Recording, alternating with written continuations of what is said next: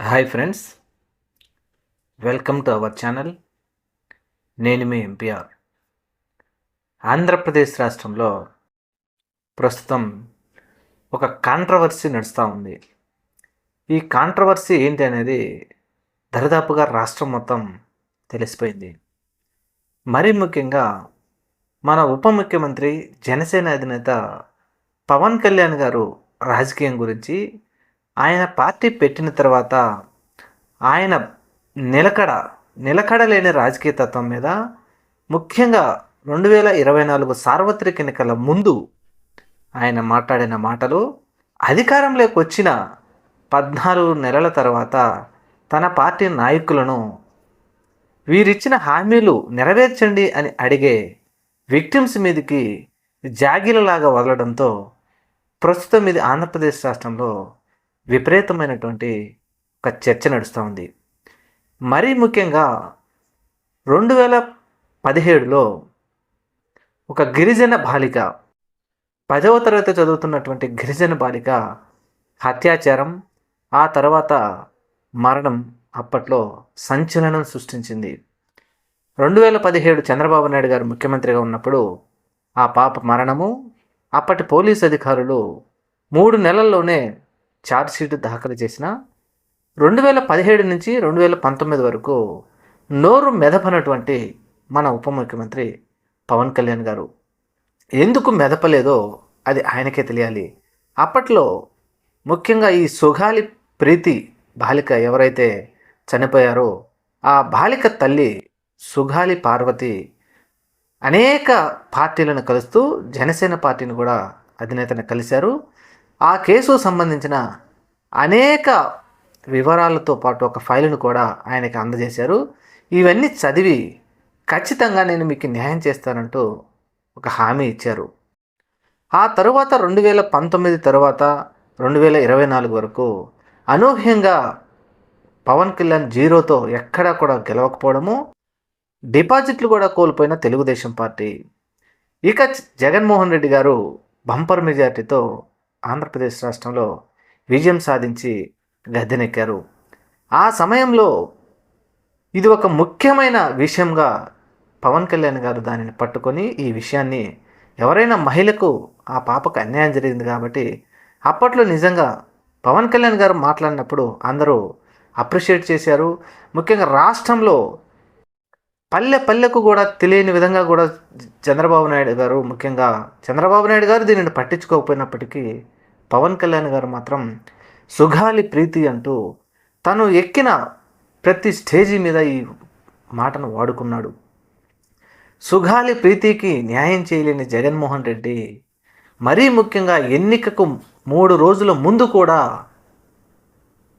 ఒక గిరిజన బాలికకు అత్యాచారం జరిగితే 10 మంది వ్యక్తులు హత్య చేస్తే రాష్ట్రంలో ఎవరికి బాధ్యత లేదు, బాధ లేదు.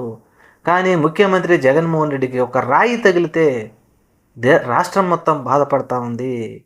ఇదేనా సంస్కారం అంటూ అనేక విధాలుగా ఇష్టం వచ్చినట్టు, నిజంగా అది నోరా లేకపోతే ఇంకొకటా అని ఇప్పుడు ప్రశ్నిస్తూ ఉన్నారు. ఆ విధంగా మాట్లాడి వారికి ఆ విధంగా హామీ కూడా ఇచ్చారు. ఖచ్చితంగా మేము అధికారంలోకి రాగానే మొదటి సంతకం సుగాలి ప్రీతి కేసు మీద పెడతాం.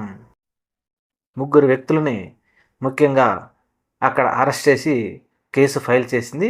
ఆ తర్వాత జగన్మోహన్ రెడ్డి గారు అధికారంలోకి వచ్చి ఇవన్నీ జరుగుతూ ఉంటే జగన్మోహన్ రెడ్డి గారు వీరికి చెందవలసినటువంటి అన్నీ కూడా గిరిజన షెడ్యూల్ క్యాస్ట్కి సంబంధించిన వారికి పొలం కానీ ఇల్లు కానీ ఆయన అన్నీ అందజేస్తూ ఒక జీవోతో సిబిఐకి అప్పచెప్పారు ఈ కేసుని.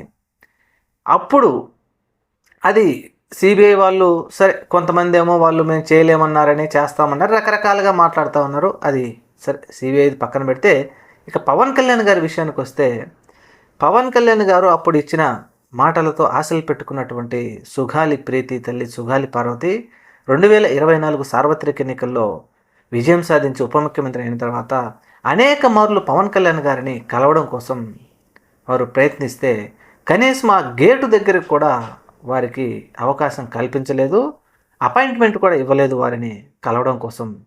ఈ మధ్యకాలంలో అనేక మార్లు ఆవిడ ప్రయత్నిస్తూ వీల్ చైర్ యాత్ర కూడా చేస్తాను నా బిడ్డ కోసమని ఆవిడ పర్మిషన్ పెట్టుకుంటే ఒప్పుకోలేదు. ఇక రకరకాలుగా మాట్లాడుతూ ఉంటే ఆవిడ మనసు బాధెక్కి, పవన్ కళ్యాణ్ గారు మీరు మాకు హామీ ఇచ్చారు, నా బిడ్డ సంగతి ఏంటి, నా బిడ్డకి న్యాయం చేయండి అని చెప్పి ఆవిడ ఒక్కసారిగా ప్రశ్నించడంతో కోపోద్రిక్తులైనటువంటి పవన్ కళ్యాణ్, జనసేన పార్టీ నాయకులు, నిజంగా వీరు ఒక జనసేన నాయకుడు మాట్లాడుతూ ఉంటే అసలు ఇలాంటి వాళ్ళు కూడా ప్రస్తుత సమాజంలో ఉన్నారా? అతను మాట్లాడుతున్న మాటలు ఏంటంటే, ఎందుకంటే ఎన్నికలకు ముందు వీళ్ళు హామీ ఇచ్చారు, మీరు హామీ ఇచ్చారు మహాప్రభు మాకు న్యాయం చేయండి అని వీళ్ళు అడుగుతూ ఉంటే ఎదురుదాడి చేస్తున్నారు తిరిగి వీళ్ళ మీద. అంటే ఇక్కడ జనసేన పార్టీ వీరి రాజకీయాలు ఇటువంటివి గమనించాలి. నిస్సిగ్గుగా ఒక అతను మాట్లాడుతూ ఉంటే అతను ఏమంటున్నాడంటే, నువ్వు 5 ఎకరాల పొలం తీసుకున్నావు, 8 లక్షల డబ్బులు తీసుకున్నావు, నీ భర్తకు ఉద్యోగం వచ్చింది, నీకు ఉద్యోగం వచ్చింది, ఇవన్నీ రిటర్న్ ఇచ్చేసేయి, ఇవన్నీ నీకు ముందు తీసుకునే ముందు తెలియదా అని ఎంత నోరా మురికి నీరా లేకపోతే అతను అది మూసి నదా తెలియదు కానీ ఇంత నీచమైన మాటలు మాట్లాడుతూ ఉన్నారు జనసేన వాళ్ళు. కనీసం ఒక మహిళ, ఒంటరి మహిళ, కాళ్ళు లేని మహిళ అనే నీతి కూడా లేకుండా మాట్లాడుతూ ఉన్నారు.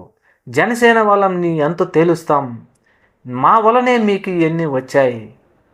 సుగాలి పార్వతి చెప్తా ఉంది, అయ్యా 2021 కాదయ్యా, నాకు ఇంతకు ముందే ఉద్యోగం వచ్చింది, పవన్ కళ్యాణ్ నీ వల్ల నాకు ఉద్యోగం వచ్చింది అంటూ ఆవిడ ప్రశ్నిస్తూ ఉంది. దీనికి వీళ్ళ దగ్గర సమాధానం లేదు. అంటే జనసేన అధినేత పవన్ కళ్యాణ్ కూడా అంటున్నారు, నేను ఒక పదవిలో ఉన్నాను, నేను మాట్లాడకూడదు, మీరు మాట్లాడండి అని జనసేన పార్టీ అధినేత జాగిలాలను ఇప్పుడు సుగాలి ప్రీతి తల్లి పార్వతి గారి మీదకి ఎగదోలుతూ ఉన్నారంటే ఇదేమి రాజకీయం రాష్ట్రంలో? ఇదేనా ప్రజలకు మనం ఇచ్చింది? అంటే జనసేన స్టాండ్ ఏంటో పూర్తిగా బయటపడిపోతూ ఉంది. ఎవడైనా ఎదురు తిరిగితే వారిని తిరిగి వారి మీద అబండాలు వేసేయడం, వారి మీద నెత్తిన అదేయడం ఇదేయడం, ఇలాంటి వాళ్ళు అలాంటి వాళ్ళని దుమ్మెత్తిపోయడం తప్పితే రెండొకటి లేదు. మరి ఇటువంటి రాజకీయాలు చేస్తున్నటువంటి పవన్ కళ్యాణ్ గారు మరి భవిష్యత్తులో ఈ నాయకులు ఏం చెప్పాలనుకుంటున్నారు? ఆంధ్రప్రదేశ్లో వీరు చెప్పిన అబద్ధాలన్నీ కూడా ఇప్పుడిప్పుడే బయటకు వస్తున్నాయి. మహిళలు 32,000 మంది మహిళలు ఉమెన్ క్రాఫ్టింగ్ గురయ్యారు అని చెప్పేసి ఏ విధమైనటువంటి సెంటిమెంట్ను ఆంధ్రప్రదేశ్లో కురిపించాడో పవన్ కళ్యాణ్ ప్రజలందరూ తెలుసుకోవాలి. సుగాలి ప్రీతికి న్యాయం చేస్తానన్నటువంటి ఈ పవన్ కళ్యాణ్ ఈరోజు తిరిగి ముఖ్యంగా ఆయన చెప్తున్నది ఏంటంటే, డిఎన్ఏలు మ్యాచ్ అవ్వటం లేదు, అసలు నేనేమన్నా ఇన్వెస్టిగేషన్ ఆఫీసర్నా, ఇది అయిపోయి అసలు ఆయన చెప్తున్నది ఏంటంటే ఈ కేసు ఇంతటితో అయిపోయింది, ఇక ఈ కేసు తేలలు. ఆయన మాటలు చూస్తూ ఉంటే ఈ కేసు క్లోజ్ అయిపోయింది అనేట్టుగా మాట్లాడుతూ ఉన్నాడంటే ఇటువంటి రాజకీయ నాయకులు భవిష్యత్తులో ఆంధ్రప్రదేశ్ రాష్ట్రానికి ఎంత ప్రమాదమో ప్రజలు కూడా గమనించాలి.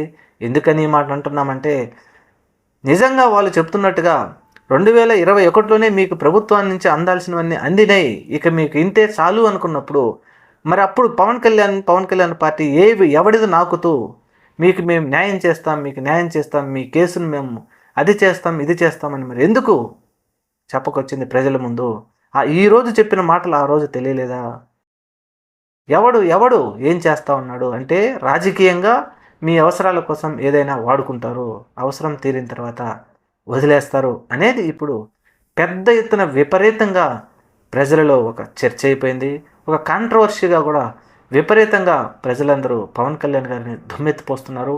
ఇటువంటి రాజకీయాలు చేయడం కోసమా, లేకపోతే అధికార పార్టీలో ఉన్నటువంటి భాగస్వామిగా ఉంటూ వాళ్ళ కాళ్ళ మడుగులొత్తడం కోసమా జనసేన పార్టీ పెట్టింది అనే విధంగా ఇప్పుడు పెద్ద ఎత్తున విపరీతంగా జనసేన అధినేత పవన్ కళ్యాణ్ గారిని మాత్రం విమర్శిస్తున్నారు. మరి సుగాలి ప్రీతి కేసును పవన్ కళ్యాణ్ గారు ఇక ఇంతటితో ముగించేసినట్టే. ఏది ఏమైనా రాష్ట్ర ప్రజలు మాత్రం గమనిస్తూ ఉన్నారు. ఖచ్చితంగా రాజకీయంగా వాడుకున్నటువంటి ఈ కేసును దీని మీద మరి పవన్ కళ్యాణ్ సుగాలి ప్రీతి ఫ్యామిలీ పార్వతికి తన తండ్రికి మాత్రం అన్యాయం చేశారని చెప్పాలి. ఖచ్చితంగా మన చేతిలో అధికారం ఉంది కాబట్టి మనం ఏదైనా చేయొచ్చు, ఏదైనా మాట్లాడవచ్చు అనుకుంటే పైన దేవుడు మాత్రం ఖచ్చితంగా చూస్తూ ఉంటాడు. చూద్దాం మరి రాబోయే రోజుల్లో ఏం జరుగుతుంది. Thank you. మన ఛానల్ని తప్పకుండా సబ్స్క్రైబ్ చేయండి. నమస్తే.